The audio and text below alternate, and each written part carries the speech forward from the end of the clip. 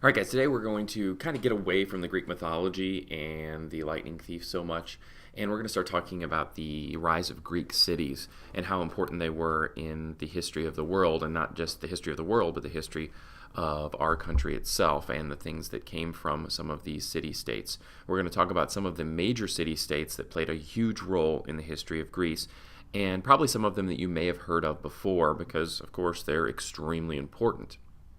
Now, let's start out with how their cities were set up, okay? We talked about city-states before when we talked about Mesopotamia, and remember what a city-state is. It's a main city and a surrounding area, okay? So it's just not the city itself, and the city has an area that surrounds it, the culture and the houses and the farms and things like that that surround this major city. And that city controls that area, and each of those cities have their own way of governing things. They have their own way of electing officials, their own way of dealing with laws and rules and things like that. And that's what a city-state is. It's a city with its own government that controls an area that surrounds that city. And the Greeks adopted that kind of model from the Mesopotamians, but they didn't call it a city-state. They called it something like a polis. And usually, most of these city-states, these polises, controlled anywhere between 50 and 500 square miles of territory. So you'd have the city, and sometimes there would be 50 miles surrounding that city that it would be in control of. So that city would be in control of that. Sometimes there's even 500 square miles, which is huge. But they were, even in the big ones, they had fewer than 10,000 people that lived in that area, so people were really, really spread out. Okay, and that led to some complications, but as you can imagine. Now, layout of a Greek polis. Now, because the terrain of Greece was very rocky and hilly, they usually had these polises in the same kind of layout. And because of this rocky area, they ran into some problems. Now, most of the time, what they did is they would build the city on top of a huge hill, a large rocky hill. And there was a reasoning for this, and it was a very good reasoning. It was pretty smart that the Greeks did this. They knew that if a group of people came to kind of conquer or attack this polis, that if you have the higher ground, you have a huge advantage for a couple of reasons. First of all, if you're up on a hill, you can see a lot farther than you can if you're down on a level area, because you're at that higher elevation, you can see people coming. So if you're up at a high elevation, you're up high on this big hill, and you can see people coming, you've got a huge advantage because you can prepare and there's no surprises. Very smart. Also, what they did too is by having the higher ground, now the enemy has to climb to you, and you can control that. Because gravity is pushing down against them. They're trying to climb this hill, and you're at the top. Gravity is pushing against it because it's a law of nature. Plus, you can be shooting down at them while they're trying to struggle to get up and while you're standing on higher ground. So it makes it a lot easier that way. Now, what these people did was really smart as well, is it had to do with attacking enemies. They built the city, most of the city, on top of this huge acropolis. Now, there were some areas below this hill that was called an acropolis, and people would be there. There would be marketplaces and things like that. The marketplace was called an agora, and that's kind of where the meeting place was. Kind of like you would go hang out with your friends. That's where you would go. That'd be the hangout. Okay, you want to go meet up with your friends, hang out, talk, go to dinner. That's where you'd go. You'd go to the agora. That would be below the acropolis, below that big hill. But most of the major stuff would be on top of that acropolis, and they built a big wall around that area. And what the reason for this was when somebody would attack, all these people from the city would run up to the Acropolis, and they would have walls built around it that they could seal. And they would have supplies and things like that, so that if somebody tried to attack, they couldn't get up to those people. And plus, if the enemies decided, well, we're just going to wait until you come down, they had plenty of supplies up there that they could wait it out, and most likely waited out longer than what the enemy wanted to wait. So it was a lot of military strategy there that worked out really well, the way that they built these policies around an acropolis.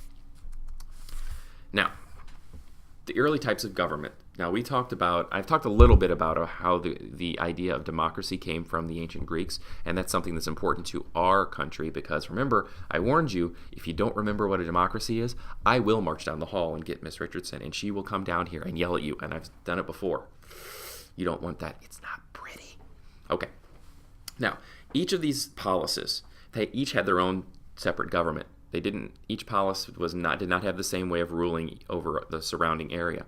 And they had different types of government. And we're going to talk about the different kinds. Now, one of them is a monarchy. And it has nothing to do with butterflies. Butterflies, if you didn't know. Okay, anyway.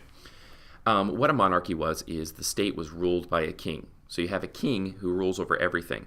And it has to do kind of like a dynastic type of period. Remember, we talked about what a dynasty was. A dynasty is where you have a ruler. When they die, then that rule moves to someone in the family.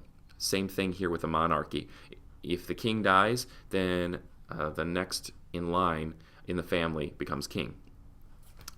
This was practiced by Mycenae in about 4,000 years ago, 2000 BC.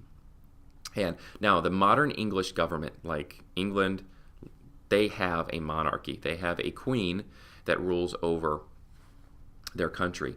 But it's a little different than a regular monarchy. It's called a constitutional monarchy, where, of course, the queen is the head person, but they have something that's kind of like our government, where there's elected officials that make decisions for the country itself. Okay? So it's a little bit different type of monarchy, but kind of the same basis. All right, and aristocracy, that's a fun word to say. Aristocracy is ruled by a royal family. And basically what it is rule is inherited based on family, social rank, and wealth. You could not be poor and be the rule of aristocracy. There's a big division between the rich people and the poor people. Small amount of rich people, those were the rulers. Large amount of poor people. Doesn't usually work out for most people. And this was practiced in Athens prior to 594 BC. Now, some cool things happened around that time that changed things, where Athens went away from the aristocracy, and we'll talk about that a little bit later.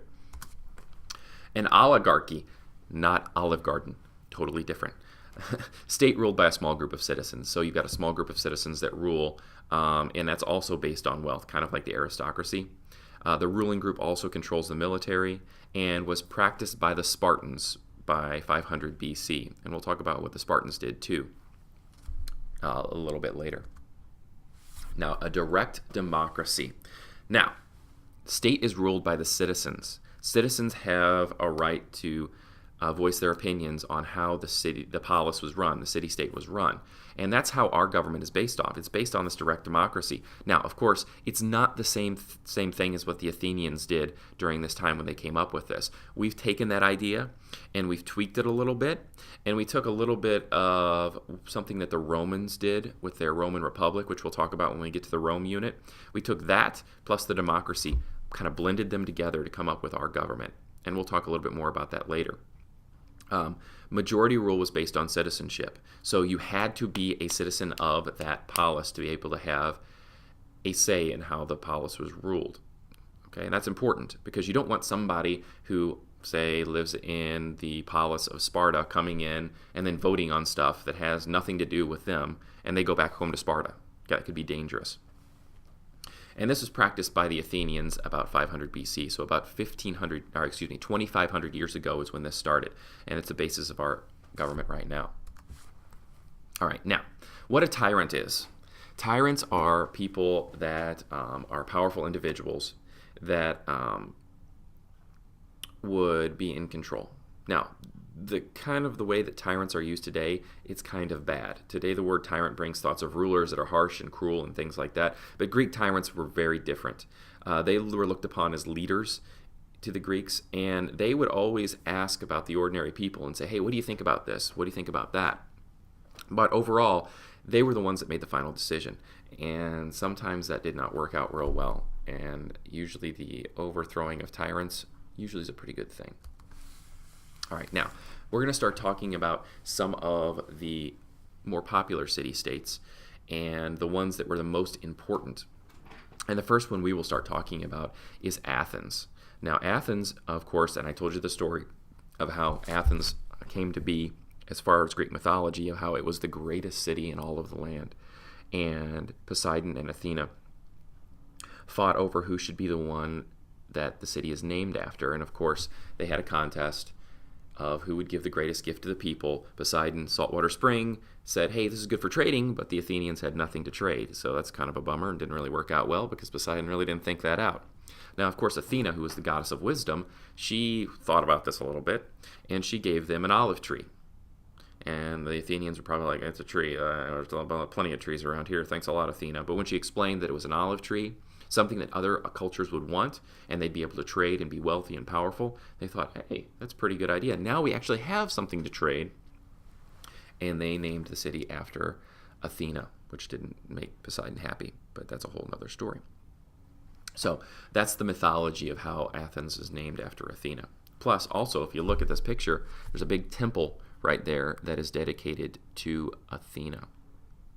So pretty cool. All right. I think this will be our stopping point today, and we'll talk a little bit more about Athens. We'll talk about Sparta and some of the cool stuff that will go along with that. All right. So be looking forward to that for next week. All right, guys.